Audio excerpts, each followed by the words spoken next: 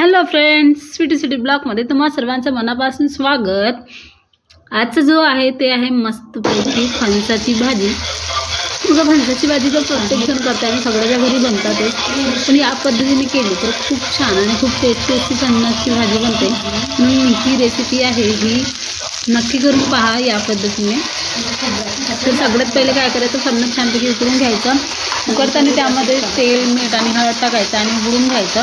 नंतर आपल्याला थोडीशी फोडणीसाठी भाजायचं आहे कांदा, धणे आणि खोबरं जर नसेल तर खोबऱ्याचा पीससुद्धा घेऊ शकता। मी खोबऱ्याचा पीस टाकला होता। छानपैकी त्याला भाजून घ्यायचं। मग एकदमच खूप जास्त भाजायचं नाही काळं होईपर्यंत, कारण भाजीसुद्धा मग आपली कलर थोडा चेंज होईल। त्यासाठी छानपैकी भाजून घ्यायचं आणि मिक्सरमधून बारीक करून घ्यायचं।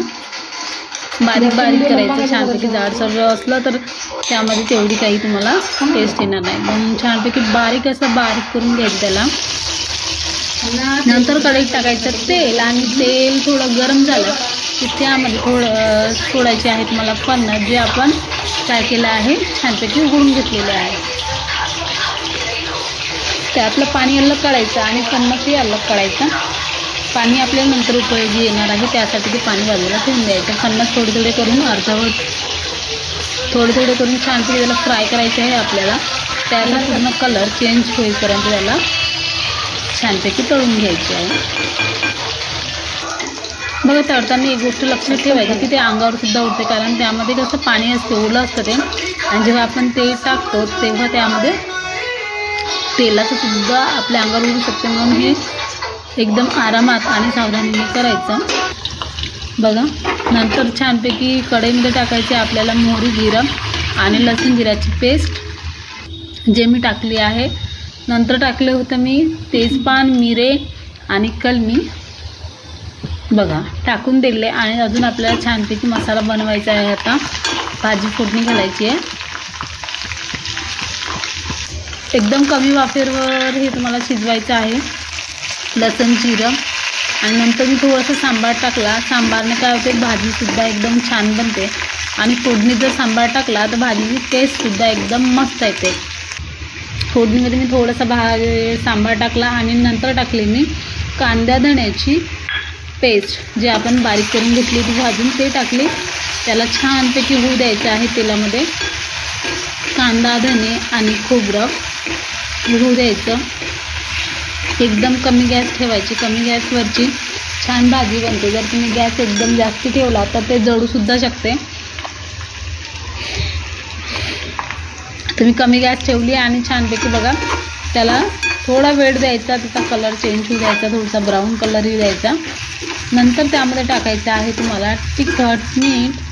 तुम्ही जर गरम मसाला यूज करत असाल तर तो पण तुम्ही यूज करू शकता। बघा, मी टाकली आहे थोडीशी मेथी, कस्तुरी मेथी आणि धण्याची पावडर। मीठ एकदम कमी टाकायचं, कारण आपण उकडताना त्यामध्ये मीठ टाकलेलं होतं, म्हणून एकदम कमी मीठ, तिखट आणि हळद।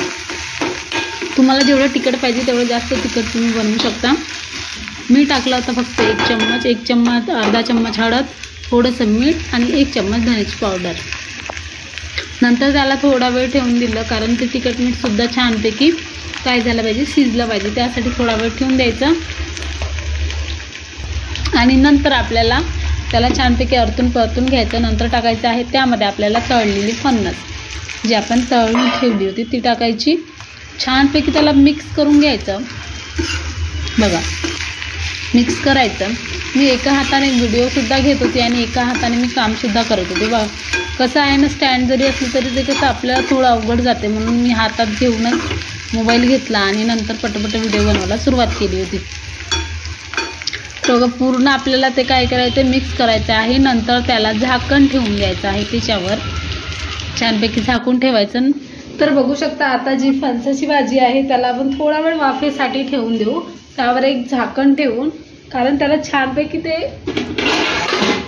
पूर्ण वाफ त्याला पकडली की त्याला थोडंसं छानपैकी थोडा वेळ त्याला साईडने चांगलं तेल सुटू द्यायचं, तोपर्यंत त्याला कमी गॅसवर होऊ द्यायचं।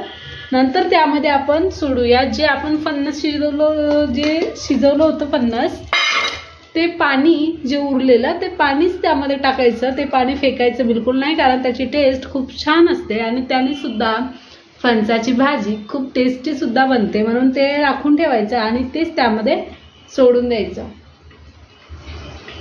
तर बघा समोर आपण काय करू, छानपैकी ते भाजी आता बघू, त्याला थोडंसं तेल सुटलं होतं. नंतर जे काही आपलं पाणी उरलेलं होतं ते फणस आपण उकळून घेतलं होतं, त्यातलंच ते पाणी टाकायचं. साधं पाणी नाही यूज करता, फणस जे आपण उकडतो ते पाणी उरवायचं थोडंफार आणि तेच टाकायचं. त्याने भाजीला एकदम छान अशी चव येते आणि भाजी एकदम टेस्टी सुद्धा बनते.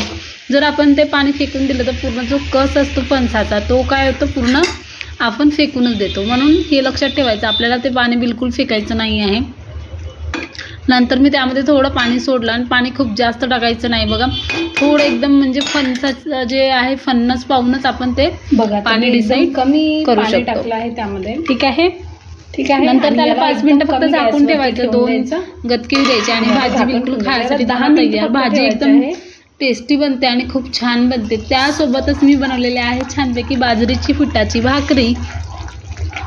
ज्वारीची पीठ आणि बाजरीची भाकर बनवलेली आहे बघा. सांबार भरपूर घेतला आणि सांबार कसं मी टाकून दिला त्यामध्ये आणि छानपैकी भाजी थोडा वेळ ठेवली गॅसवर आणि गॅस लगेच ऑफ करून दिली आणि एकदम मस्त. आणि मी बनवलं होतं, आज माझा होता मंगळवार उपास, बनवली ती मी छानपैकी भाकर, ठेचा, मुळा, गाजर, भात आणि भाजी. भाकर बनवली ती मी, त्यामध्ये कणिकसुद्धा आहे, ज्वारीचं पीठ आहे आणि बाजरीचं पीठ आहे, ठेचासुद्धा बनवलेला होता आणि मी छानपैकी उपवास सोडला. अशाच नवीन नवीन ब्लॉग बघण्यासाठी सिटीला सबस्क्राईब करा, लाईक करा, शेअर करा आणि कमेंट नक्की करा. आता मी 2 दिवस व्हिडिओ टाकले नाही, पण आता रेग्युलर टाकणार कारण मी गावावरून आलेली आहे. भाजी एकदम टेस्टी बनली होती. मी 6:30 वाजता माझा उपवास सोडून घेतला होता. छानपैकी भाकर आणि भाजी खूप मस्त. तुम्ही या पद्धतीने भाजी करून बघा आणि कमेंटमध्ये मला नक्की सांगा की कशी तुम्ही बनवली, तर कशी